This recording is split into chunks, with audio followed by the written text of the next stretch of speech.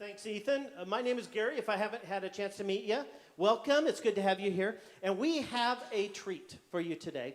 We do this once a year or so. We call it our Body Life service. And so part of it is we usually have a potluck afterwards. But the most significant thing is we have just people from our church body share in ways that God has worked in their life, or just a message that they've given to that person to share. And so we have 4 people that are going to be sharing today. And that's going to be, there's not going to be a sermon. That's the message just from people from our church body, how God has spoken to them, and they're sharing that with you. So the first person that we have is Colleen. And Colleen, if you want to come on up, welcome. And while Colleen's coming up, let me just give you a quick update for the parking lot. The parking lot we took, if you were around about a year and a half ago, 2 years ago, we received an offering to pave the parking lot. We got enough. And then the operator engineer school that is going to pave the parking lot had to shut down because of COVID. So we haven't been able to pave it. They are just starting to get up and going. So within the next couple weeks, you're going to see activity starting to happen. We're going to be digging some drainage swells in a few places. So we'll put cones around them or something. Try not to drive into them. And then they're coming in right after we do that. They'll come and they'll grade the parking lot and get it ready. And then what we'll do is we'll drive over it over the winter, and then in the spring, as soon as it warms up enough for them to pave, they're going to come in and they'll pave our parking lot. So that will be so nice to have it paved, especially for in the snow removal and for walking on it. It'll be less chance of tripping. So that's just to give you an update. That's exciting. It's coming up. So Colleen, share with us. Good morning, everyone. As Gary said, I'm Colleen, and if we haven't met, it's very likely because my husband and I have only been coming to New Life for about 4 months. We started coming at the end of June, once everything kind of started opening up again. We are fairly new to Ellensburg as well. We moved here the week of the Washington State shutdown in April of 2020 when I was 6 months pregnant. So that was a very special journey. But my husband, Tanner, and my daughter, Ellie, we've been coming for about 4 months, and you can usually find Ellie being chased around by Rebecca's oldest auntia after service. So if you have known me for any length of time or had even small conversations with me, you might know that I have a deep passion for mental health education. My undergrad degree is in psychology, and my initial intention was to become a school counselor in an elementary school. God has since had other plans for me that he's made very clear in the last 18 months. But part of the reason that I have such a passion for mental health education is because of my own personal struggles. Mental health discussions in the church have often been taboo, and so hopefully my talking about my own experience makes you, if you're struggling with mental health issues as well, feel a little bit more comfortable talking to other people about what you're going through. Growing up, I did not have the greatest childhood. It was better than others, but not as great as some. I do have 2 loving parents who ultimately just were not a good fit, and a lot of conflict arose from that. And so I have dealt with depression and anxiety and PTSD pretty much my whole life, for as long as I can remember. Unfortunately, so have my brother and sister. We all, luckily, as adults, have been able to rely on each other. However, they are not followers of Christ. My parents raised us in the church, but through their own experiences, my siblings have left the church. And by God's grace, and through many good friends, and through my wonderful husband, I remained in the church, and God was very good about guiding me to the right people, the right college. I went to Northwest University over in Kirkland, where I met even more great people who have helped me on my journey with Christ and with my battles with mental health. God also blessed me in that he made me very introspective from a very early age. So I knew very early on that what I was experiencing was maybe not what everyone else was experiencing in terms of anxious thoughts, depressive episodes, not wanting to get out of bed, not wanting to talk to people.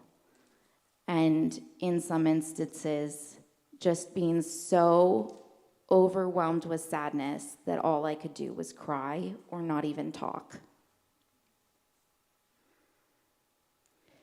Because God has blessed me with being introspective through my college experience and the last 4.5 years that I've been married, I worked very hard with counselors to work on being able to understand my mental health and to develop strategies to best handle it, especially since I knew I wanted a family one day, and that mental health can drastically impact a parent's relationship with their child. I never wanted my own personal mental health struggles to impact my relationship, my parenting skills with any of my future children. So in November of 2019, after years of working with a counselor on my own stuff, Tanner and I decided to start a family, and we found out we were pregnant with Ellie. And then COVID happened, and I lost my job. And then the state patrol, who he was working for at the time, moved us out here, where we had no friends, no family, and everything was shut down, so there wasn't a way to connect with people. Not a great start to parenthood, not a great start to being in a new location. We watched services of various churches online, but it's not the same. It's not the same as being in a body of fellow believers and worshiping in person. Music is in my blood, and singing and worshiping online is not, it's not nearly as fulfilling as singing in person. As my due date approached, since I didn't have a job, I had plenty of time to feel as prepared as I could for the imminent arrival of our daughter. And I thought for sure that all of my preparation would mediate any possible risk of experiencing postpartum depression or anxiety. Unfortunately, the research does not support that either. If you struggle with depression or anxiety or other various mental health issues before becoming a mother, the risk of experiencing postpartum mental health issues is dramatically increased and only increases with every preceding child and pregnancy. So 3 weeks, I think, after my daughter was born, my husband and my mom, who had moved here after my daughter was born, had a conversation when I was not in the room, and later came to me and said that I needed to contact my primary care and my OBGYN because therapy wasn't going to cut it this time. I grew up in a culture where medication for mental health was a big, giant taboo. You didn't do it. You didn't take medication because God was faithful and would heal you. If you prayed enough, if you had a strong enough faith, if you did enough counseling, if you worked with a Christian counselor, if you did all the legwork, it would go away where you wouldn't need medication. And let me tell you, if you grew up with that idea, it's not 100% true. Sometimes you do need medication, and that's okay. You don't always have to stay on it.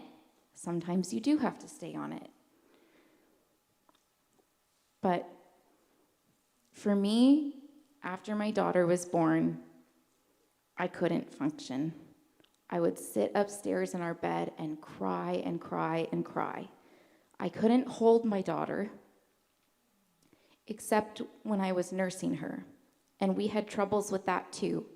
So even that was a feat. So I was so defeated when my husband and my mom told me I needed to ask for more help and more assistance, and that they couldn't do it all for me. My husband even considered moving back to our hometown of Vancouver. I told him no, that wouldn't be necessary, mostly because I am incredibly stubborn. I'm sure he'll have lots of stories if you ask him. So within a week, I was at my OBGYN's and talking with my daughter's pediatrician about medication. They provided me a list of counselors, and I've been in counseling for the last 18 months, 14 months, trying to figure it all out. It's still a process. Somehow in my growing up, I became convinced that mental health problems were temporary. Once you fixed them, once you went to enough counseling, they'd go away. In my journey of motherhood, I'm quickly realizing that's not the case. Sometimes mental health struggles are lifelong struggles, and that's okay. We are not perfect, but God is. God is faithful. God will support us no matter what. God opens the doors. He provides the people. He provides. He provides. He provides. In just the 4 months that we have been attending New Life, I have been able to join a Bible study with Becky and Dan Gunther and the Marleys. I've gotten to know Rebecca and Nate Thomas very well, and Isla is only a couple months younger than Ellie, so Rebecca and I swap parenting stories all the time. God has put so many new people in my life over the last 4 months, and I didn't realize it until recently. But I didn't just need counseling. I didn't just need medication. I didn't just need the support and love of my husband and my parents.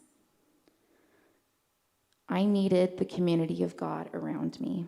I needed godly people to invest in my life and to give me the opportunity to also invest in theirs. I'm so grateful for all the opportunities that I've been given just over the last 4 months, being able to participate in worship team, go to various events outside of church with other church members, to be in small group, and to help with Joyce and Alex's wedding last night. So I am so thankful to all of you. I'm thankful to Gary for asking me to share. I am thankful to God for all the people in my life, my husband, my daughter, my parents, and all of my new wonderful friends.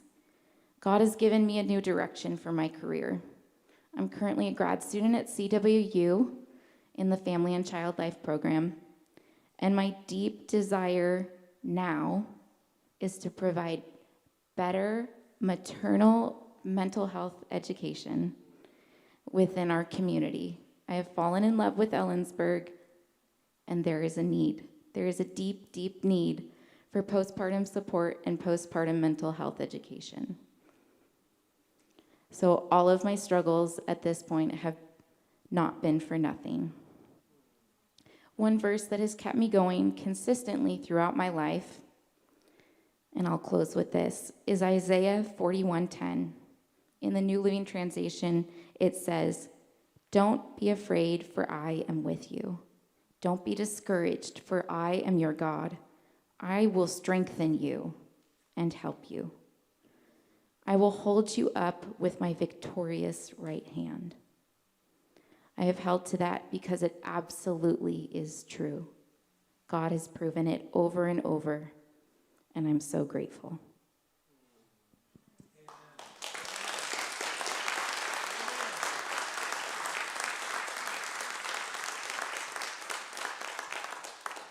Wow, Colleen, thank you so much for sharing that. That was really powerful.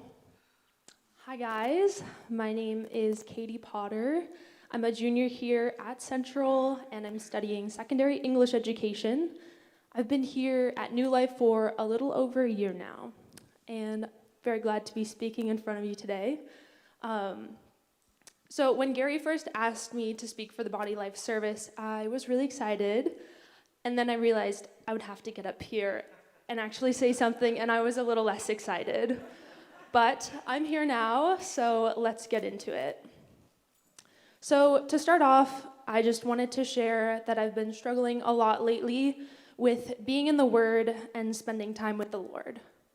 I think most of you know the feeling of unrest and this lack of peace that comes with not being in fellowship with the Lord and how hard it can be. I think something even harder than this is getting out of this place. When Gary asked me to say something for the Body Life service, I had no clue what I would say because I hadn't been in the Word and didn't feel much on my heart. Having that distance from the Lord over the past month or two and trying to figure out what to say was stressing me out a little bit. But finally, this past Tuesday morning, I opened up my Bible, and I knew I wanted to talk about vulnerability, and so I started looking for scripture that had been powerful in my life and had been an encouragement to me. So before we get into these few verses that I picked out, I want to share a quote from a book I'm reading called The Jesus Style by Gail Irwin. He has a really great point about humility and vulnerability and how those two combine. He says, "In our society, church and secular, the higher you go up the ladder, more inaccessible you are to people, the more hidden your personal life is. The further Jesus went into his messianic ministry, the more his friends could see into the depths of his inner life and emotions." We can see this super well in Mark chapter 14, verses 32 to 36, which happens just before Jesus is betrayed by Judas and arrested. It says, "And they went to a place called Gethsemane. And he said to his disciples, 'Sit here while I pray.' And he took with him Peter and James and John, and he began to be greatly distressed and troubled. And he said to them, 'My soul is very sorrowful, even to death. Remain here and watch.'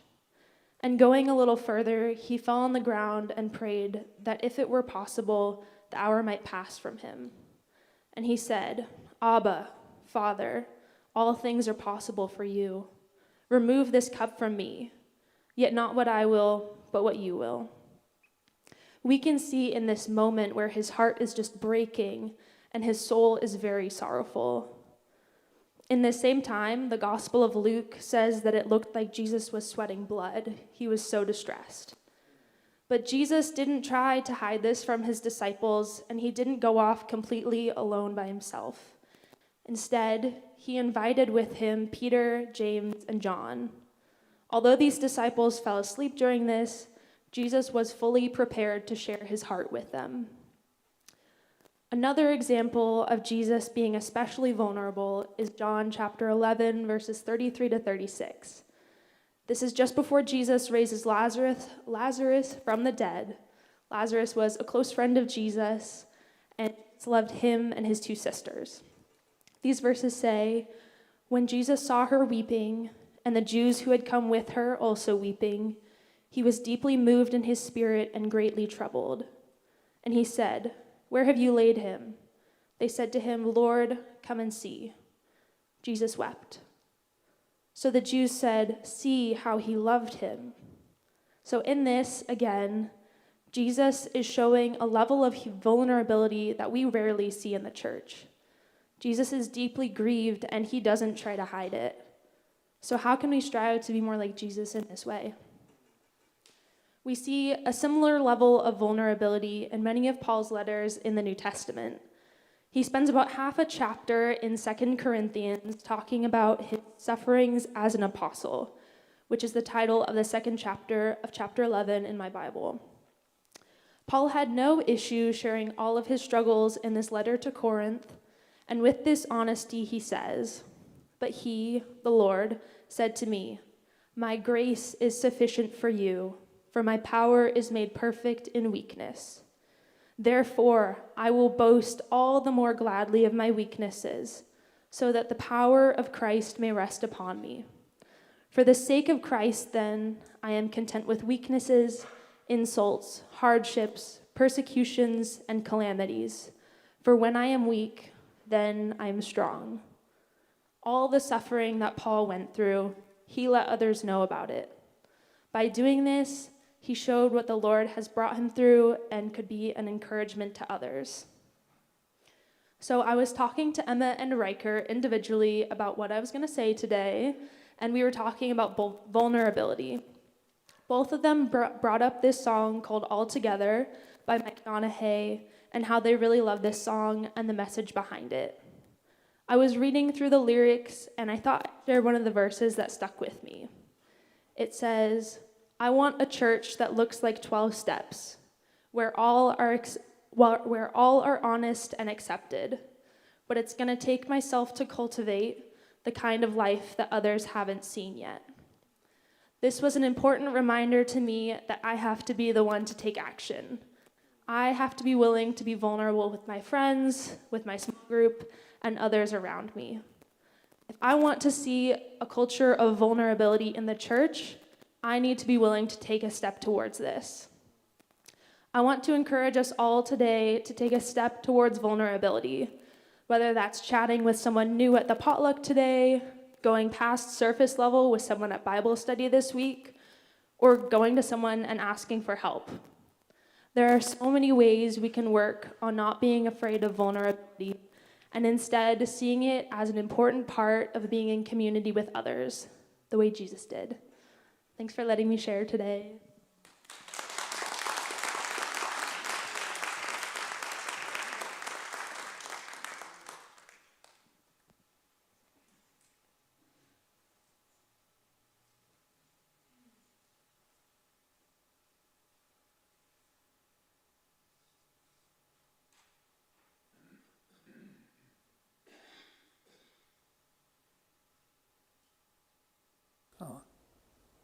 Hello, everyone. My name is Dan Rodarm, and I've been coming to New Life probably for around 6 months now. And I've come to find that through some of the men's Bible studies and the Bible study on Sunday morning, that it has been fantastically helpful. And it's helped me spiritually grow, and I just thank the Lord for Him allowing me to be here. My life hasn't always been easy. I think I waited 48 years before I was saved. And I contribute that to my mother-in-law, who prayed for me for 17 years. She never gave up. And after 17 years, God took me from Seattle, Washington, and He shipped me all the way down to North Carolina because He knew that I'd never be saved in the state of Washington. And so I, because of a job, I went all the way down to North Carolina. And after 9 months, the Lord was really knocking on my heart. I wasn't ready quite then to really give in because I didn't understand faith. I couldn't understand somebody supposedly dying for me 2,000 years ago. It didn't make any sense. And so I knew he was knocking on my door because I could feel it, but I just wasn't ready to give up my life. But after around 8 months, one day, that thoughts of not believing or having faith in it, it all came to me at one time. And all of a sudden, I believed.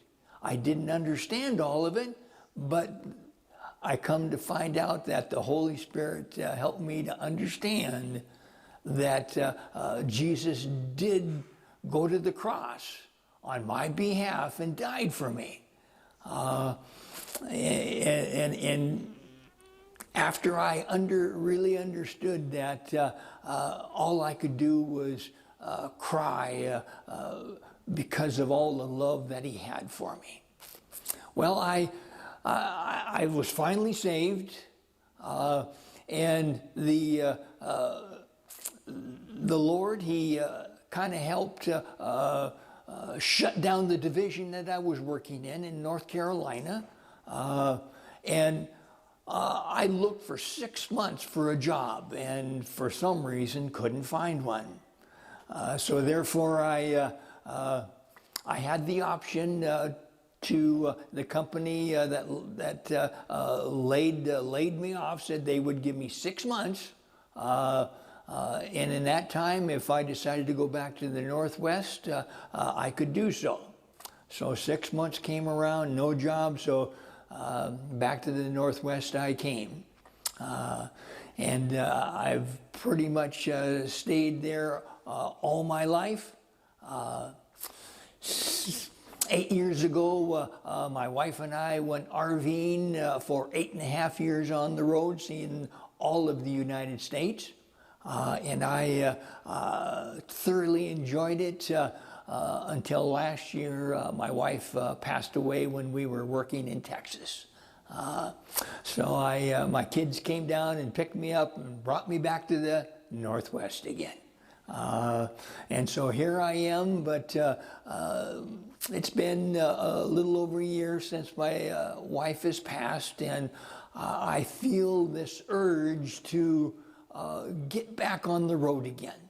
I know it's going to be different than it was with Ruth not being right next to me physically, but it's in my heart that everybody that we made friends with, I can go out and I can find out where they're living and see them one more time. And in doing that, I am going to be taking the thoughts of revival in my mind with me.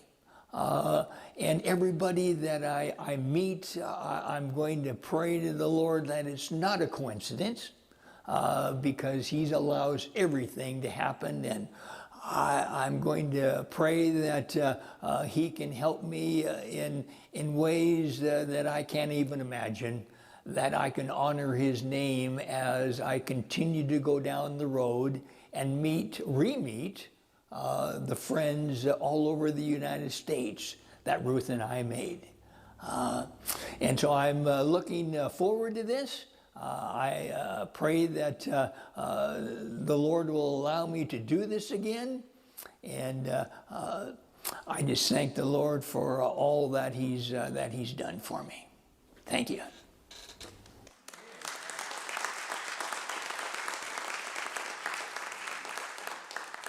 Well, thank you, Katie and Colleen, for being vulnerable. I think neither of them knew what the other was going to speak about. And it's so neat on these Body Life services to see how the Holy Spirit just kind of intertwines some of the messages. And when Dan, maybe a month ago, he started sharing with me how he really felt like God had put a burden on his heart to go back and travel like he said, over the last 8 years. He and his wife had developed relationships, significant relationships all over the country. And he felt like God was putting a burden on his heart to go back and retrace his steps and try to reconnect with all of those people and communicate about Jesus to them. And I thought, man, what a cool thing. This is going to take probably up to a couple of years. I said, would you please be willing to share that, just that heart for reaching people with us for our body life service? And he said, yeah, I would be able to. And we have one more person that's going to share, Nick Fawcett. Nick, this is the first time we've ever done this for a body life service. Nick is actually not part of our body, but he's a friend of both Rebecca and mine. He lives here in the valley, and we've known him for a while. And God has taken him through a journey and placed a mission on his heart. So he's going to share his story with you and also share maybe how we can possibly partner with him as a church. So, Nick. Hi, everybody. Yeah, like Gary said, I'm not a part of your body, but I do want to thank you. Oh, yeah. I do want to thank you for having me here. It's, wow. So I work for Skookum Kids. It's a nonprofit that serves kids in foster care. And as a part of that, I get to go to a lot of different churches in the area and talk with them, just meet, get to know people. And I'm always so blessed by every church I go to, and today is definitely not an exception to that. So thank you. I usually come and I've preached, I've given the sales pitch for Skookum Kids at church. I've done just like about everything. And when Gary told me what was going to happen this Sunday, I thought, what an opportunity to do something even different than I've done before. And I want to talk a little bit about my story, specifically the way that God connected me to Skookum Kids. So let me set the scene a little bit. So 2016, my wife and I were 2 years into marriage. We had our first kid, and we couldn't afford to live in Bellingham anymore. So my wife grew up here in Ellensburg, and so we thought, I think it's time to move back. I was able to get a job here at a church. And so we moved back. I started a part-time job at a church and started seminary. Things were looking good. We had community. We felt like, man, things were clear. We knew what God was doing. We felt so like, I think back then it was like God gave us this like sense of goodness in that season. We didn't know what was next. It started to seem like I was going to get a full-time job at the church I was working at. Seminary I was enjoying, and we decided to pray. I had this habit of moving around every year or two, right? As college students do, and we were beginning to realize that if God was going to work in us in a community and God was going to shape us, we needed to start putting roots down. And God, we don't know how long you'll have us here in Ellensburg, but we're going to dedicate 5 years to you, God. We're going to stay here. We're not going to move. If I get offered a job at another church, we're not going to do that. We're going to stay here for 5 years. And we thought that might be challenging, right? If we felt like something was going to happen, but we felt like God was calling us to stay for 5 years. And 2019 comes around, and this year was the hardest year of my life. My dad passed away suddenly from pancreatic cancer. We had just had another child, and our oldest son was going through some health troubles, and we thought, oh, God, this is hard, but at least we have some stability here. We were looking at buying a home. I had just been offered a full-time job at the church I was working at. And, the lead pastor changes, and staff shifts come, and I find out that I'm not going to have a job at this church anymore. And while it was doubt set in, we began to think, God, why did you have us stay here for 5 years? I started applying at every job I could, at every church I could.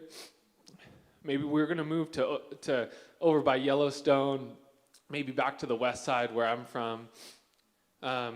the talks with the churches began to get really serious. Were we going to plant a church? Were we going to accept a full-time job in children's ministry? It felt like, wow, we have so much opportunity to move. And we began to pray about this, and God said, no, stay here. You're not done with your 5 years yet. So we said no to these positions. And if you've ever gone through something like, I'm sure a lot of you have, you'll know that the things that remind you of where the pain comes from become really hard. And so Sunday mornings, getting up for church became really hard. There used to be the exciting day that I got up and maybe I got to preach that day or share announcements, or it was a ministry night and I spent all day getting prepped and I'm excited for it. Those things became really hard. And I began to doubt even, there were some things that were clearly that God was letting me get rid of, that I believed, that he was saying, I have a different way for you in that. But I began to doubt everything. I began to think, do I believe it at all anymore? Thankfully, we have some really good friends here. And that ultimately became the thing that God said you're going to stay for. The community that you have here. The people that are going to point you back to me over and over again. And we stuck with them, and they did just that. It got more confusing as I couldn't find a job here. I looked at real estate and home lending, anything that could, give me a salary and benefits. We had our third, so we have 3 kids now, and it was, I just need something. I'll do anything. I just need to get a job. And I couldn't find one, and it was a struggle for a while. And I took a job at Starbucks where I worked at college, and they always told me, if I need a job, just come back there. And again, it was painful, a shot to the ego. I'm going to go work at a coffee shop again after having 3 kids, and started working there and working with college students, and they're like, what, you have 3 kids and a wife? They didn't even know the language I was speaking almost, And it's like, I'm back here, the ego hit, one after another. And we were praying, and the best we could, we needed answers, and God just kept saying, just wait on me. And Skookum Kids was founded in 2014 when we lived in Bellingham, and we were part of a church that got to help fundraise for Skookum Kids, and the founder would often come to lunch, and I would take him out to lunch afterwards. I was the youth pastor, so my lead pastor would say, you need to take him out to lunch after he comes and speaks with us. So I'd have lunch with the founder of Skookum Kids every once in a while, and I was friends with him on Facebook, and he starts taking these trips over to Central Washington to research and figure out how we can help foster kids in Central Washington where there's gaps in service. And I just message him on Facebook and say, hey Ray, see you're coming over for Skookum Kids. Let me know if I can volunteer in any way. I know some pastors in the area and some other people. I'd love to introduce you to them. And he says, well, I think you should be a part of our advisory team. We've got a group of people that are kind of helping me make decisions and introducing me to people. And sure, yeah, whatever you need. If I'll set up chairs at an event, I'll introduce you, whatever you need. I was so down at that time. I didn't even see how God was working. But slowly I started introducing him, and he'd come over for a weekend. He came here one weekend. I set him up with every church in Ellensburg and Kittitas County, and he just went to all of the services. And slowly what happened was that I began to have those meetings, and Ray couldn't travel over all the time. And so eventually Ray said, oh, can we take you on? We only got part-time work right now, but can we take you on part-time? Sure, yeah, and just let me know whatever I can do. And I kept having those meetings, and then people on the advisory team started sending people to me to talk to. And so a few months later, Ray says, hey, you've got too much work. You need to come on full-time. And we'll give you benefits, and we'll make sure you're set up. This fall would be 5 years from when we made that 5-year commitment to the Lord. And we're in such a different place now, looking back. And it's been interesting now how those same group of friends that we met through troubles, a couple of them are having a hard time vocationally or in life, and now we get to sit with them and say, no, look what God has done over the last 5 years with us. God will be good. Let's stay together. Let's support each other. Let's help each other where we can, and God will be good. And so that's what I wanted to share, a story of doubt and God's goodness. I thank you for the people that came before me just to encourage me to be vulnerable. The last thing I'll say is just to give you a little bit of what Skookum Kids is and how you can come along if you feel invited to do that. Skookum Kids, like I said, is a nonprofit that helps kids and families in foster care. And we've just opened up an emergency shelter for kids that are entering foster care in July. And we're covering the weekends right now, and we are in the mode of expanding to 24/7 as we recruit volunteers for that house. It is a volunteer-staffed emergency shelter. And then in the fall here, we're going to start licensing foster parents. There's currently no nonprofit that licenses foster parents in Kittitas County, so we want to do that. And then help kids we're going to supervise visitation with kids and their biological families, because we believe that families belong together. They are meant to be healthy, and so we want to facilitate ways for kids to be reunited with their families and be healthy with their families. So that's what we're doing as well. So those are 3 ways that we're working with kids and families in foster care. In Kittitas County, we do a few other things in Whatcom County, but if you're interested, I'll stick around for the potluck afterwards, and I'd love to talk to you.